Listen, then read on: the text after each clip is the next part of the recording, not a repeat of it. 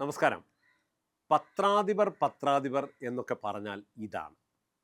തൻ്റെ ബോധ്യങ്ങളിൽ ഉറച്ചു നിൽക്കുക, അതിനുവേണ്ടി അവസാനം വരെ പോരാടുക. അതായിരുന്നു കാമ്പിശ്ശേരി കരുണാകരൻ.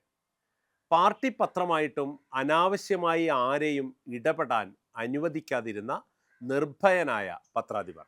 കേരളം കണ്ടിട്ടുള്ള അതുല്യരായ പത്രപ്രവർത്തകർക്കിടയിൽ സമാനതകളില്ലാത്ത ആളായിരുന്നു കാമ്പിശ്ശേരി കരുണാകരൻ. ജനയുഗം വാരികയിലൂടെ അദ്ദേഹം വളർത്തിയെടുത്ത പുതിയ മാധ്യമ സംസ്കാരം കേരളീയരുടെ മുഴുവൻ പ്രശംസ നേടിയെടുത്തു.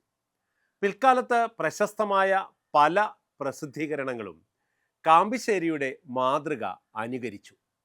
പത്രാധിപന്മാർ ആ പാത പിന്തുടർന്നു. കപട സദാചാരികൾക്കെതിരെ കാമ്പിശ്ശേരി എന്നും പോരാടി. ജനയുഗം വാരികയിൽ പ്രസിദ്ധീകരിച്ചു വന്ന കാക്കനാടൻ്റെ വസൂരി എന്ന നോവൽ അതിൻ്റെ ഏറ്റവും വലിയ ഉദാഹരണമായിരുന്നു. അതൊരു വിപ്ലവമായിരുന്നു. നോവൽ കുറേ ലക്കങ്ങളായപ്പോൾ സദാചാരവാദികൾ രംഗത്തിറങ്ങി. നോവൽ പ്രസിദ്ധീകരണം നിർത്തിവെക്കണം എന്നായിരുന്നു അവരുടെ ആവശ്യം. ഒടുവിൽ പാർട്ടി നേതൃത്വത്തിനും ഇരിക്കപ്പൊറുതിയില്ലാതായി. വിമർശനം അതിരു കടന്നപ്പോൾ എഡിറ്റോറിയൽ യോഗം വിളിച്ചുകൂട്ടി. കാമ്പിശ്ശേരി നടത്തിയത് സദാചാര വിരുദ്ധ പ്രവർത്തനമായി എന്നുവരെ വിമർശനമുയർന്നു. എല്ലാം കേട്ടിരുന്ന കാമ്പിശ്ശേരി ഒടുവിൽ പൊട്ടിത്തെറിച്ചു. ഈ സദാചാരം പ്രസംഗിക്കുന്ന മാന്യന്മാർ ജനയുഗത്തിൻ്റെ കവർ ഇളക്കി മാറ്റിയിട്ട് രഹസ്യമായി നോവൽ വായിക്കുന്നവരാണ് എന്നുവരെ കാമ്പിശ്ശേരി തുറന്നടിച്ചു. തൽക്കാലത്തേക്ക് എല്ലാവരും ഒന്നടങ്ങിയെങ്കിലും പ്രതിക്രിയാവാദികൾ തക്കം പാർത്തിരുന്നു.